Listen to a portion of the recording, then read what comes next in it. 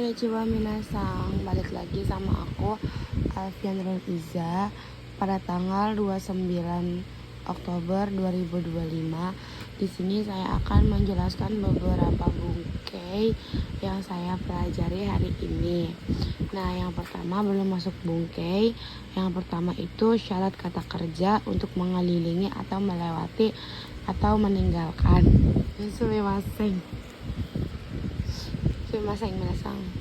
Nah, syaratnya adalah menggunakan tempat, terus menggunakannya partikelnya itu o.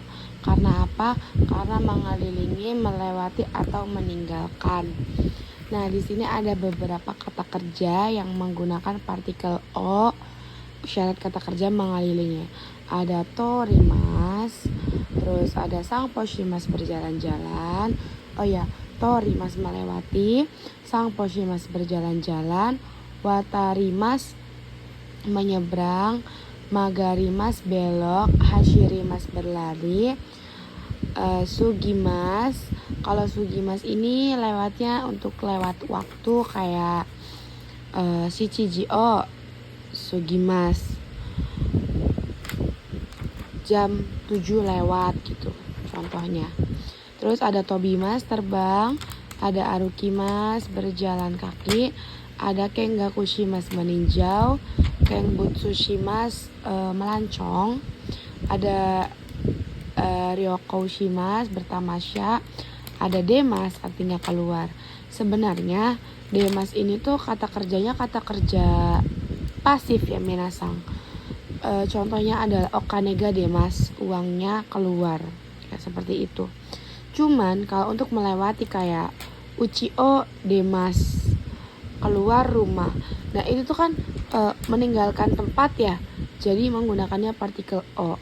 Terus ada sotsugyo-shimas, artinya lulus, tapi ini tuh lulusnya kayak lulus tamat sekolah gitu. Sedangkan kalau yang lulus ujian menggunakan partikel ni, lalu kotobanya adalah goukaku shimas. Terus ada nigemas. Nigemas artinya berlari, tapi berlarinya itu dari kabur akan sesuatu. Terus ada masugu ikimas, segera pergi. Masugu lurus, pergi lurus. Nah, terus baru di sini kita masuk ke bungkei. Yang pertama ada mitai. Mitai itu artinya seperti, tapi seperti itu hanya untuk kajian saja. Arti pada aslinya adalah menyerupai. Terus syaratnya adalah kata kerja futsukei, ikeyoshi, nakeyoshi, dan kata benda. Tapi kata benda langsung ditempel dengan mitai. Di sini ada contohnya. Contohnya adalah koneko wa nezumi mitai desu. Anak kucing itu menyerupai tikus. Oke, maaf ya minasang. Contohnya di sini ada koneko wa nezumi mitai desu. Artinya anak kucing itu menyerupai tikus. Lalu ada contoh yang kedua, kono kabang wa oki mitai desu. Tas ini sepertinya besar. Lalu ada juga mitaina, artinya itu yang, syaratnya adalah menggunakan kata benda.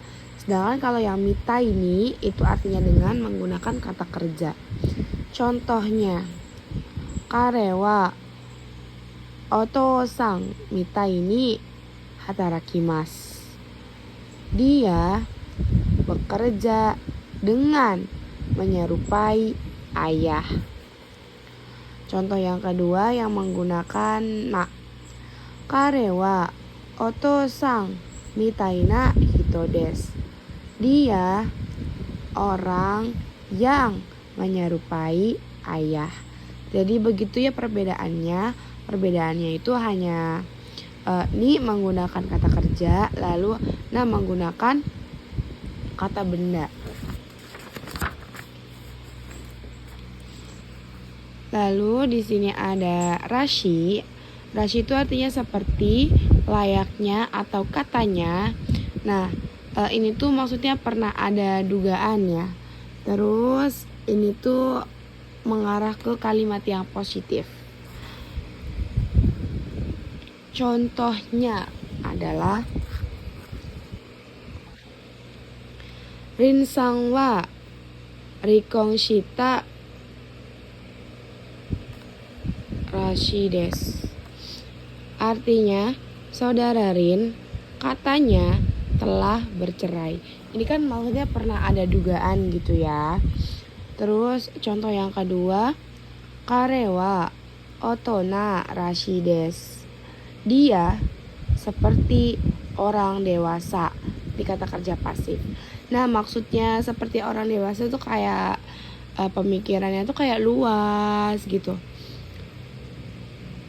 Terus bisa menyelesaikan masalah dengan kepala dingin contohnya, atau kayak bekerja dengan profesional seperti itu. Terus di sini juga ada yang dugaan juga sama, tapi ini tuh negatif ya. Dugaannya itu sepertinya tuh negatif. Nah, ada apa aja di sini? Ada apoy. Terus syaratnya itu kata kerja mas hilang, ikeoshi i-nya hilang, nakeoshi na hilang, kata benda tidak ada partikel apa-apa langsung ditempel dengan apai. Contohnya, karewa kodomo poi des. Oh iya, sumimasen. Ini tuh poi bukan pai. Karewa kodomo poi des. Dia seperti anak-anak. Maksudnya seperti anak-anak tuh kayak childish gitu. Suka ngambek, terus egois gitu misalnya. Kan ini kan yang negatifnya ya kalau apoy ini. Sedangkan kalau yang positifnya itu kan rashi ya. Sebenarnya rashi dan apoy ini ada di Mina 3 atau N3, semua yang di N3. Cuman kadang-kadang terselip di GFT. Jadi tetap harus dibahas ini biar tidak keliru. Contoh yang kedua, nakip poi, penangis. Nah, jadi oh iya ya, poi ini tuh seperti agak-agak ke, kalau menggunakan kata kerja ke kata sifat itu jadinya pe, ditambahin pe. Nah, seperti ini, nakip poi, penangis. Terus ada contoh yang lain, kamiga miji kapai. Ini tuh rambut ya, bukan kertas. Kaminya cuman aku belum bisa kanjinya. Jadi kaminya ini kaminya rambut. Rambutnya agak-agak pendek atau seperti pendek gitu. Itu tidak apa-apa. Daijoubu desu, sama saja.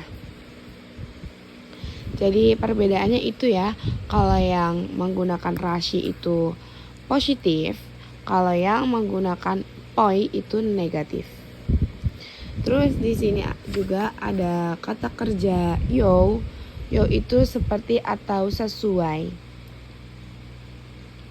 Kata kerjanya menggunakan futsuke, kata sifat menggunakan i-nya ada, na juga nanya ada, kata benda ditempel dengan partikel no.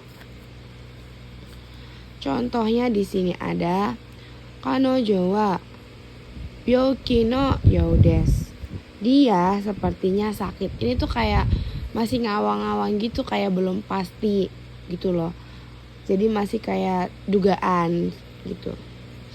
Terus contoh yang kedua ada kanojo wa benkyou shite iru you desu. Dia sepertinya sedang belajar. Jadi seperti itu ya cara penggunaan you desu. Kalau ini kan kata benda byoki. Jadi byoki itu menggunakan no. Sedangkan kalau benkyou shimasu itu kan kata kerja. Jadi dijadikan ke futsu. Nah, terus di sini ada ni teimas. Nah, ni teimas ini kan artinya mirip atau serupa atau menyerupai. Nah, mirip, serupa itu tuh kajian lainnya saja. arti sebenarnya adalah menyerupai. Lalu di sini nih teimas itu ada bertemu dengan partikel ni yang artinya adalah kepada atau pada ya. Nah, contohnya di sini kanojo wa okasang ni niteimasu. Dia menyerupai pada ibu. Jadi partikel ni-nya ini diartikan dengan kepada atau pada ya. Bukan dan, bukan apa, tapi artinya itu kepada atau pada, hanya itu saja. Lalu di sini ada hazu. Hazu itu artinya seharusnya. Di sini ada hazu itu seharusnya. Syaratnya itu menggunakan kata kerja futsu, terus menggunakan kata sifat i.